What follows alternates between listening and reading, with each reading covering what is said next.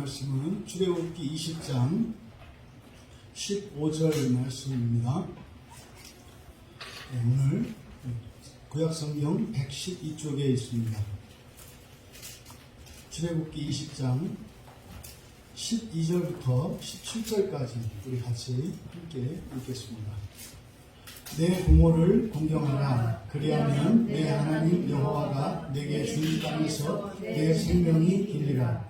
살인하지 말라. 간음하지 말라. 도둑질하지 말라. 내 이웃에 대하여 거짓 증거하지 말라. 내 이웃의 집을 탐내지 말라. 내 이웃의 아내나 그의 남종이나 그의 여종이나 그의 소나 그의 나귀나 무릇 내 이웃의 소유를 탐내지 말라. 아멘. 오늘은 십계명 가운데 15절 제8계명 말씀을 우리가 함께 은혜를 나누고자 합니다. 15절은 도둑질하지 말라 이렇게 되어 있습니다. 도둑질하지 말라. 이 계명을 주신 목적, 도둑질하지 말라고 하는 제8계명을 주신 1차적인 목적은 이 노동의 신성함, 노동의 거룩함, 그리고 자신은 물론 타인의 재산과 또 기업을 존중하고 보호하는 것을 목적으로 합니다. 그러니까 도둑질하지 말라라고 하는 것은 훔치지도 말고 훔침을 당하지도 말라는 의미이죠. 이것이 문자적으로 주는 이 도둑질하지 말라는 제8계명의 첫 번째 의미입니다. 그런데 이 도둑질이라고 하는 것은 우리들이 피할 수 없습니다. 도둑질은 피할 수가 없어요. 그러니까 이 세상 사람 가운데 도둑질하지 않는 사람이 없습니다. 그래서 구체적으로 뭘 도둑질했다라는 것이 아니라 우리는 본성적으로 도둑질을 할 수밖에 없어요. 왜 그러냐면 맨 처음에 하나님께서 금하신 선악의 지식을 알게 하는 나무의 열매를 먹지 않도록 하셨습니다. 그러니까 그것은요, 하나님의 것이에요. 하나님께서 허용하신 것은 우리가 마음대로 먹을 수 있어서 우리의 것입니다만, 하나님께서 먹지 말라고 명령하신 그 금단의 열매는 사람에게 속한 게 아니에요. 먹으면 안 됩니다.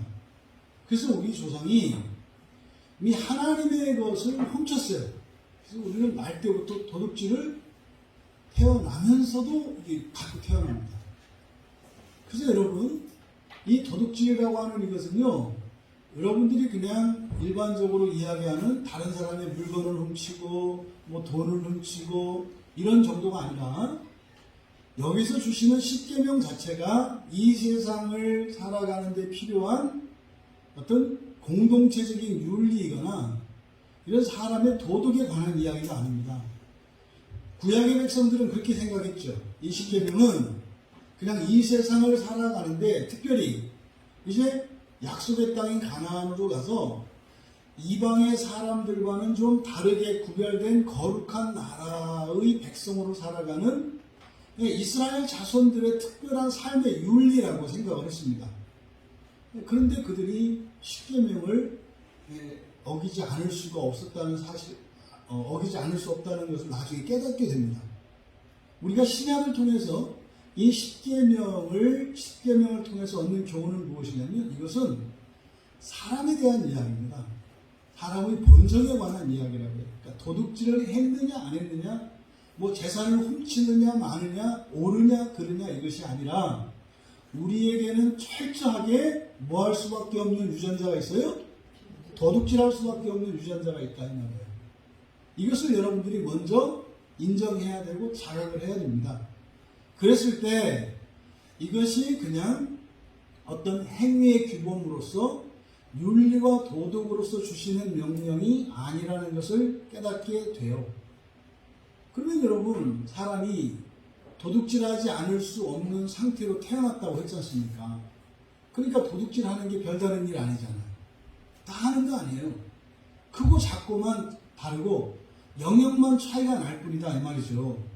그런데 왜 하나님께서는 이 도둑질 자체를 절대적으로 금할까? 도둑질 하지 말라요. 이건 하면 안 되는 겁니다. 이것은요, 바로 하나님께서 사람을 창조하신 이 사람의 한목적성을 우리가 떠올려 봐야 합니다. 사람이라는 존재는 어떤 존재입니까? 이 세상을 통치하도록 부르심을 받은 존재예요. 그러면 사람에게는 권세가 있거든요.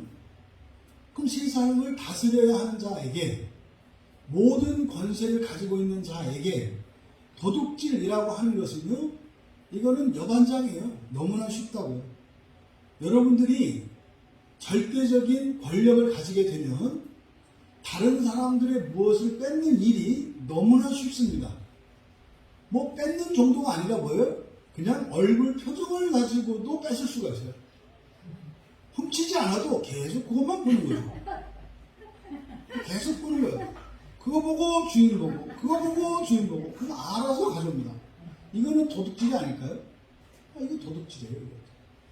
그러니까 여러분, 우리들은 하나님께서 지으신 창조세계 전체를 다스리도록, 통치하도록 지음받은 자들이기 때문에 통치자에 적합한, 통치자에 합당한 그러한 본성에 대해서 계시하시는 것이 십계명이지, 이거를 해라 하지 마라 이런 문제가 아니다.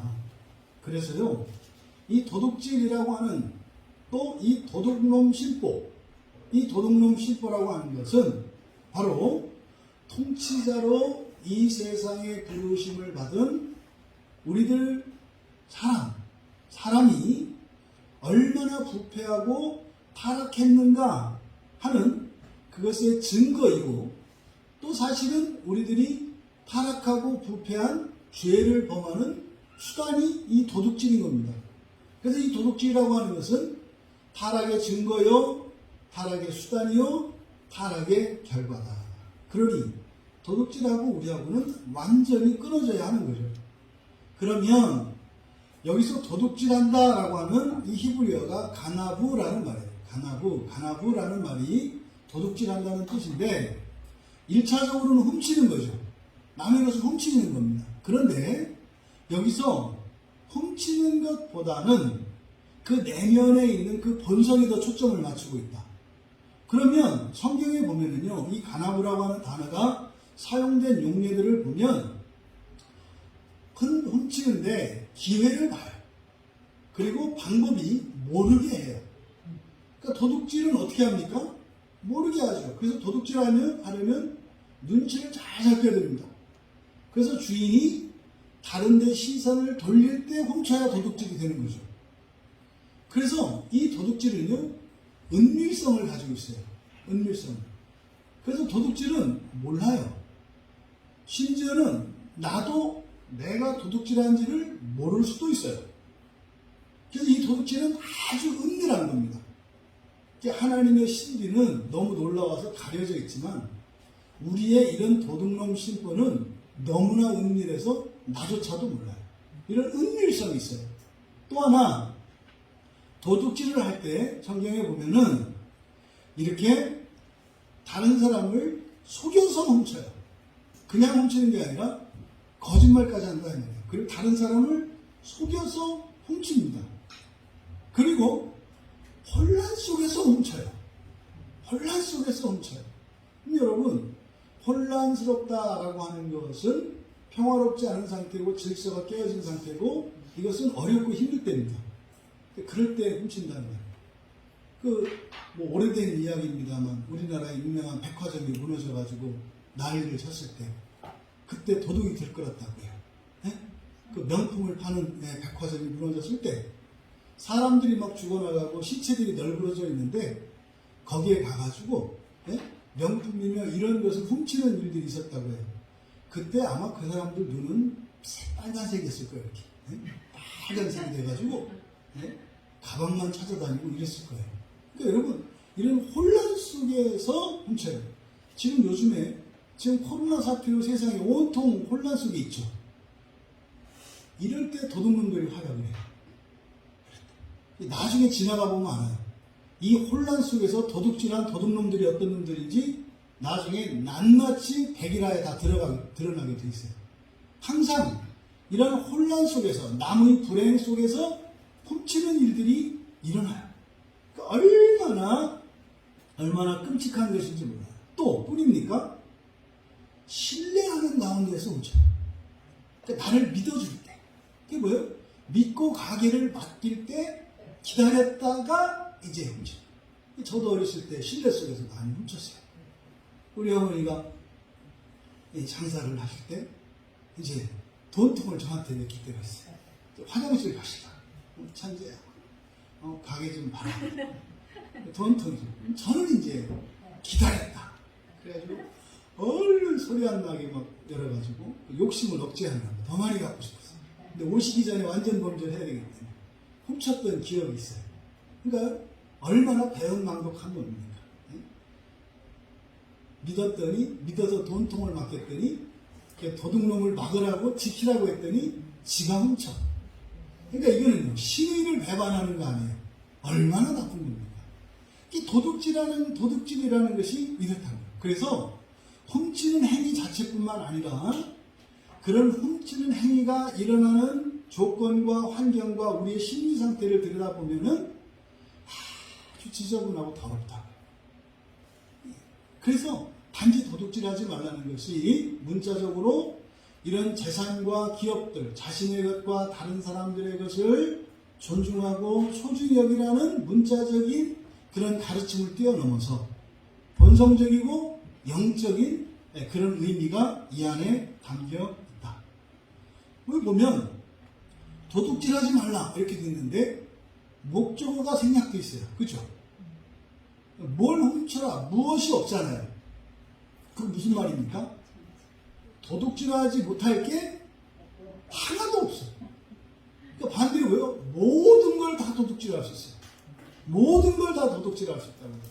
그러니까 여기에 목적어가 없는 것을 통해서 이 도둑질의 대상, 이 도둑질할 수 있는 이것은요, 모든 것이라는 사실을 여러분들이 잊지 마셔야 돼요. 그게 단순히 이런 재산이나 재물만이 아니요, 또 여러 가지 물건들, 이거는 우리 신년 잡화, 의류나 신발 할 것 없이, 심지어는요 우리 인생까지도 훔칠 수 있어요.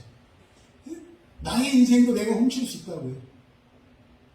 그러니까 하나님이 나를 이 세상에 거룩한 사명을 따라 부르셨는데요, 왜 태어났는지도 모르고요, 허송세월하면서 살아요. 이거는 단지 허송세월했다? 아니요, 내 인생을 훔친 거예요.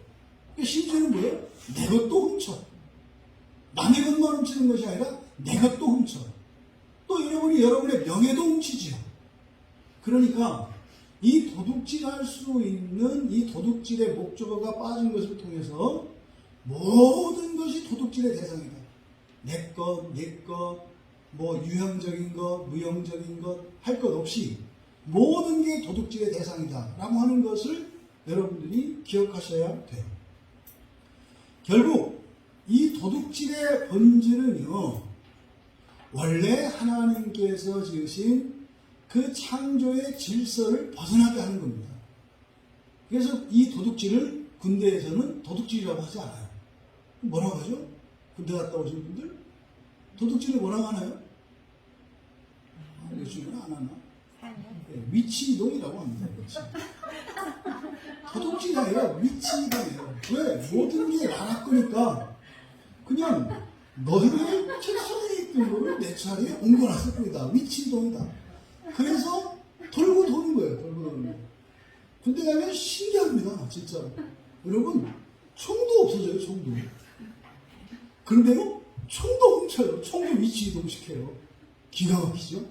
자동차 엔진도 위치 이동이 돼요. 자세한 얘기는 못하겠습니다만 이런 위치 이동이 막 일어나요.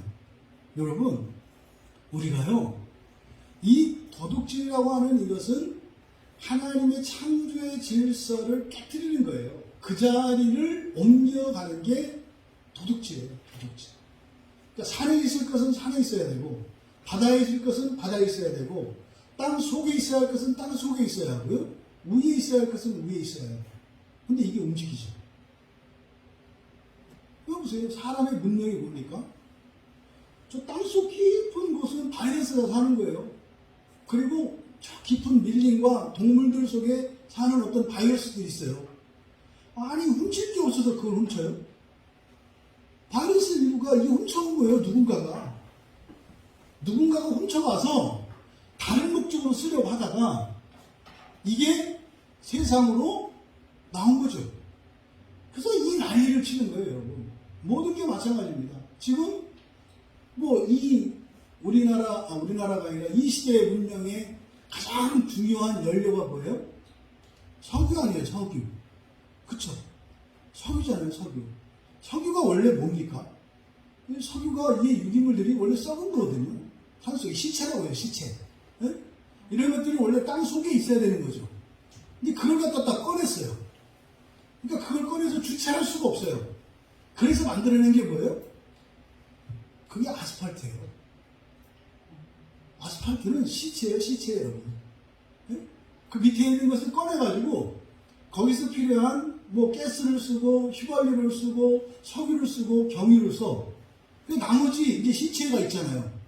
그걸 이걸 어떻게 갖다 처리할 수가 없어. 그래가지고 어떻게 해요? 기술을 발전시켜서 이걸 갖다 길에다가 딱 깔으니까 좋잖아요. 비 올 때 흙이 안 묻고, 그쵸? 많이 다닐 수 있고, 낮이건 밤이건 뭐 이렇게 좋잖아요. 그쵸? 근데 원래 지금 길거리에 깔려있는 아스팔트가 원래 어디 있어야 되는 거예요? 땅 속에 있어야 되는 건데 길 바깥에 깔려있어요. 그럼 여러분 이걸 바꿔서 말해보세요.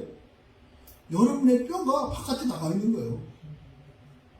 여러분 우리는 당연하게 생각하지만 이렇게 위치를 이동시키고 질서를 깨뜨리면 반드시 부작용이 있고 그것으로 인한 대가를 치러야 돼요. 그래서 여러분 지금 북극에 있는 얼음들이 녹아가고 북극이 막 녹는 그래서 지열이 막 올라가잖아요. 1차적인 원인이 이산화탄소예요. 말씀드렸죠? 소의 방부라고. 근데 이 소의 방부가 그렇게 지구의 온난화의 주범이네요. 소의 방부가. 그래서 지구의 온난화를 막으려면 소를 그만 키워야 되는데 사람들이 소고기를 좋아해서 네? 소를 많이 키워야 되고 소를 많이 키우면 얘들이 많이 먹고 방구를 많이 껴서 걔들이 낀 방구가 올라가서 지구의 오존층을 파괴해서 네? 이 지구 온도가 올라간대요. 거기다가 또 지열을 높이는 중요한 원인이 아스팔트예요. 이 지구의 복사열의 대부분이 아스팔트 때문이에요. 아스팔트 때문에 이 도시에 들어가면 2도, 3도 막 높잖아요. 왜 이런 얘기를 하느냐? 도둑질의 가장 근본적인 도둑질의 본질은 뭐다? 하나님의 창조 질서를 깨는 거예요. 창조 질서. 그렇잖아요. 물건에 있어. 내 것은 내 것이고 내 것은 내 것이죠. 근데 이거를 자꾸 위치 이동이라고 해놓고 자꾸 위치를 이동시켜. 근데 이것은 질서에 관한 것이다. 그러면요, 이 도둑질이 일어나면 어떻게 되겠습니까? 질서가 깨지죠. 질서가 깨지면 어떻게 돼요? 공동체가 와해되는 거예요. 여러분 생각해보세요. 집에서 가족끼리 서로 훔치기 시작한다고 생각해보세요. 네?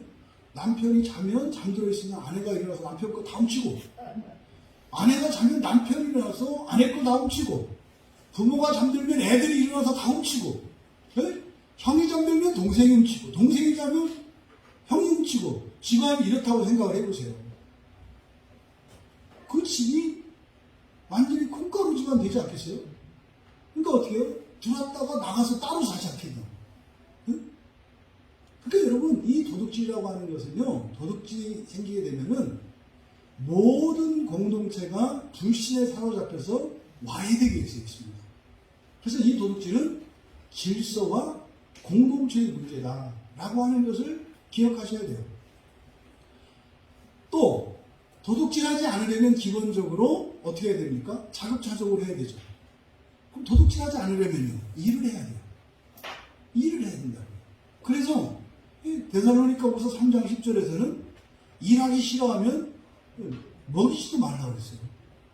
일하기 싫으면 먹지도 말라. 차라리 그러니까 일하기는 싫고 먹고는 싶어. 그럼 어떻게 되겠어요? 훔쳐야죠. 둘 중에 하나. 일하기 싫으면 그냥 일하지 말고 있다가 굶어 죽어. 그럼 괜찮아요. 네? 또 먹고 싶으면은 뭐래요? 일을 해. 이게 창조 섭리고 이 세상의 질서예요. 왜요? 타락한 이후에 원래는 일하지 않아도 먹고 살 수 있었습니다.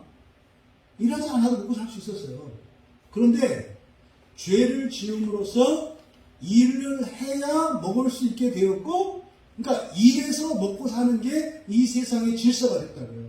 근데 도둑질하는 건 뭐예요? 일하지 않고 먹으려고 하는 거잖아요. 그러니까 이미 타락했는데 타락하지 않은 것처럼 살려고 해요. 안 된다 이 말이에요. 안 된다 이 말이에요. 이 8계명은 6계명에서부터 살인하지 마라, 간음하지 마라, 도둑질하지 마라.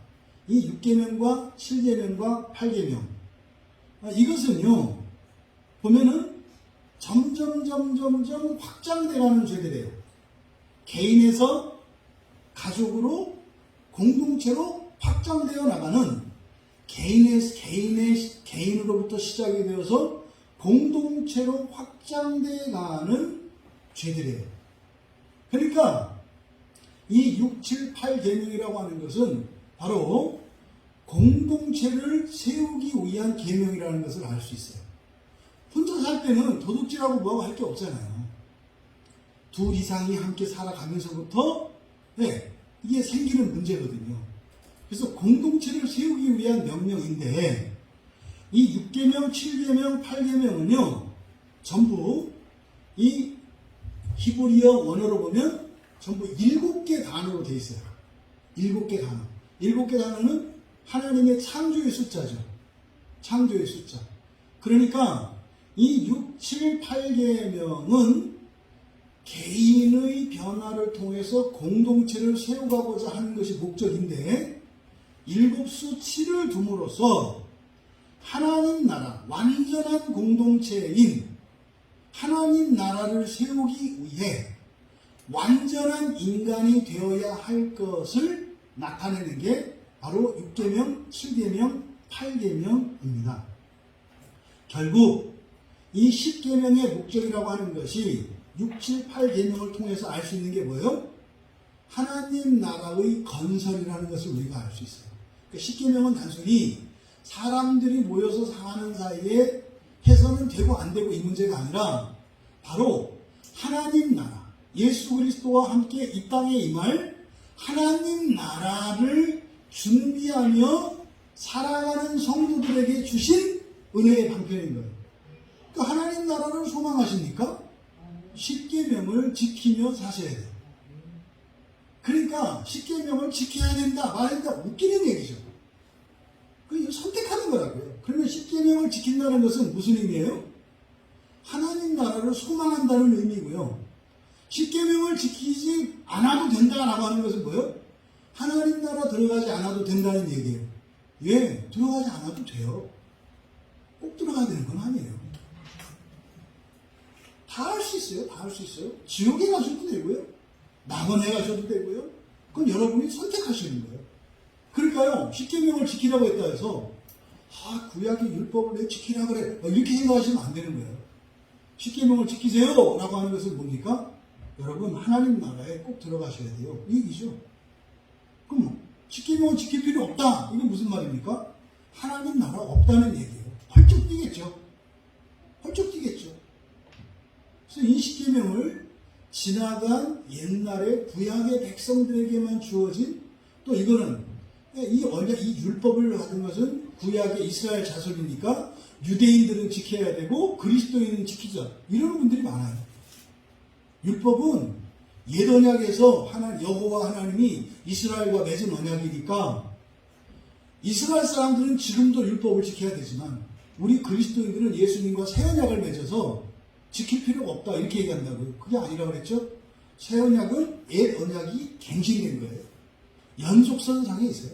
그래서 하나님의 모든 율법은 10계명을 비롯한 구약에 있는 모든 율법은 이 세상을 살아가는데 필요한 계명이 아니라 무엇을 위한 계명이다?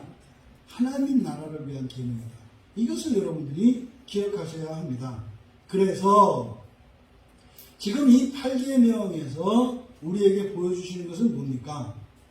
바로 하나님 나라가 어떤 나라인지를 가르쳐줘요. 그러니까 하나님 나라는 어떤 나라예요?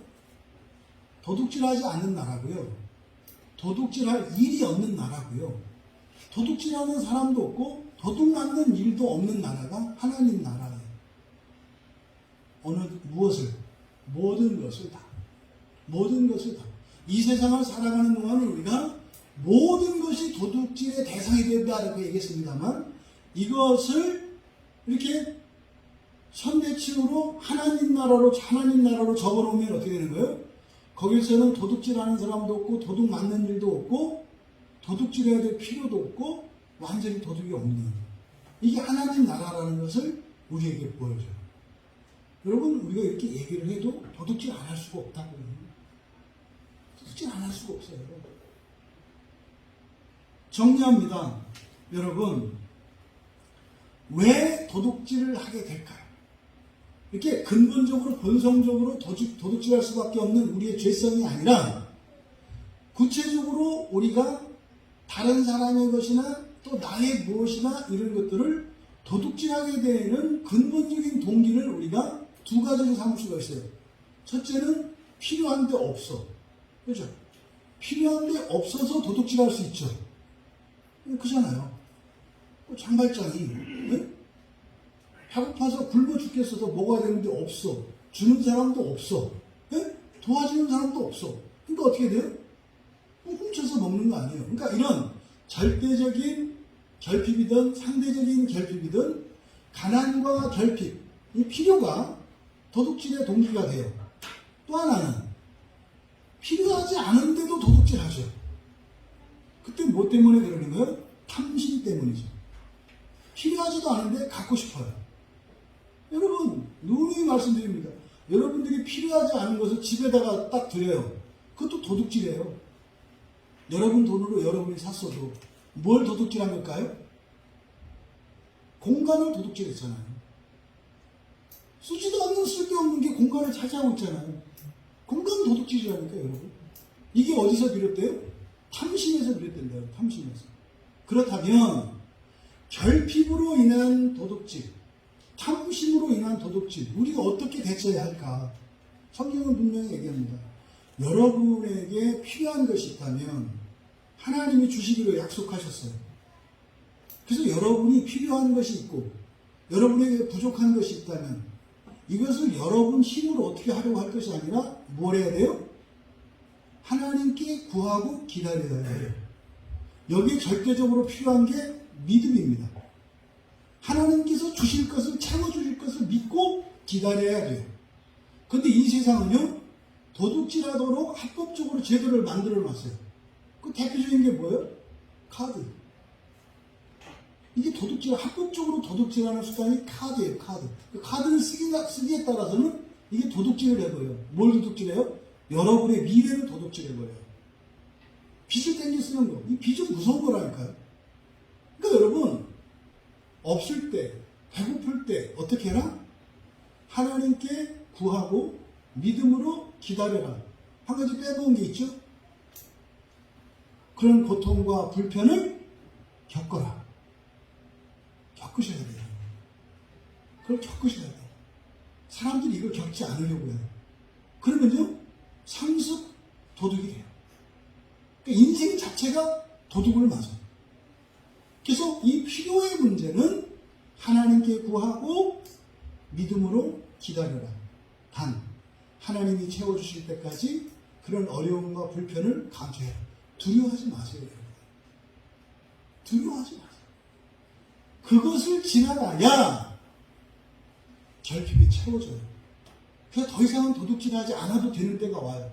근데 이 100원이 채워지는 걸 기다리지 않으면요, 100원 때문에 평생 100원을 도둑질하는 인생을 살아가요. 기가 막히잖아요. 100원어치만 참으면 되는 거예요. 두 번째로 탐심이 원인이 되어서 도둑질하는 경우가 있어요. 탐심은 뭡니까? 나에게 지금 절대적으로 필요한 게 아닌데 가지고자 하는 거예요.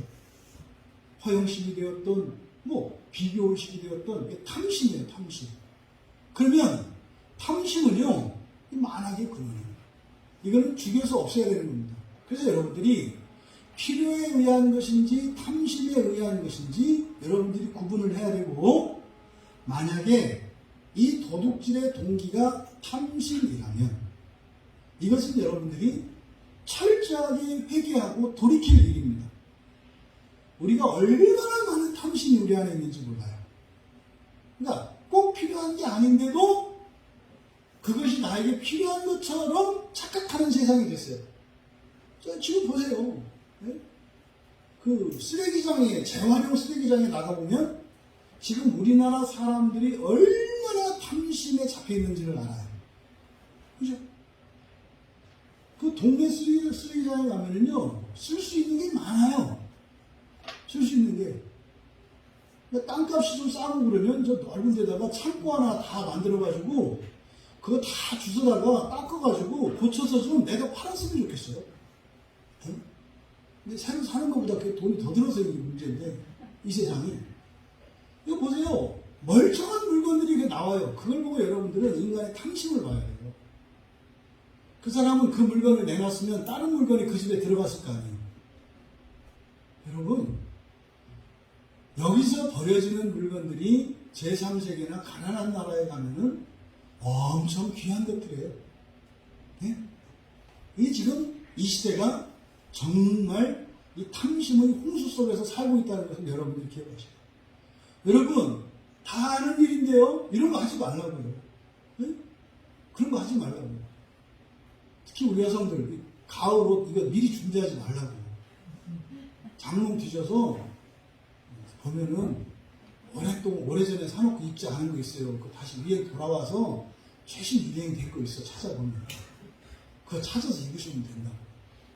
절대 탐심에 물들지 마시고 따라가지 마시고 어떻게 해요? 그거 여러분 확 배워내야 되는 거예요. 왜요? 이게 도둑질의 근본 동기가 되기 때문에.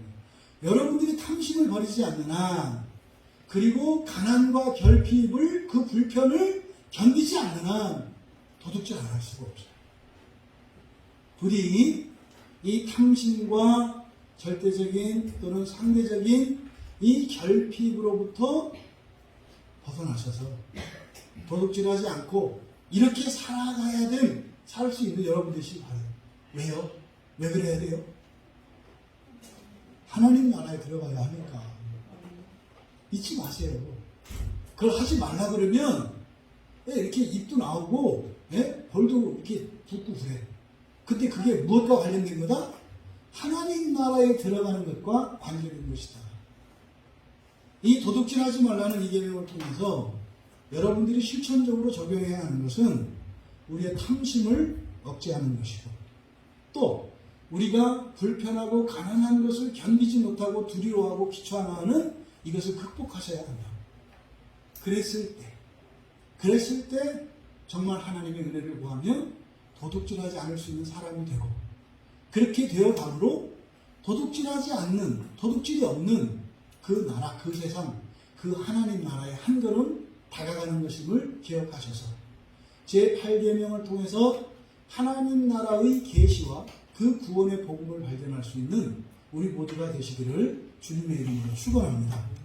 우리 제8계명 도둑질하지 말라고 하는 이 말씀을 통해서 주신 은혜를 생각하며 우리 같이 잠시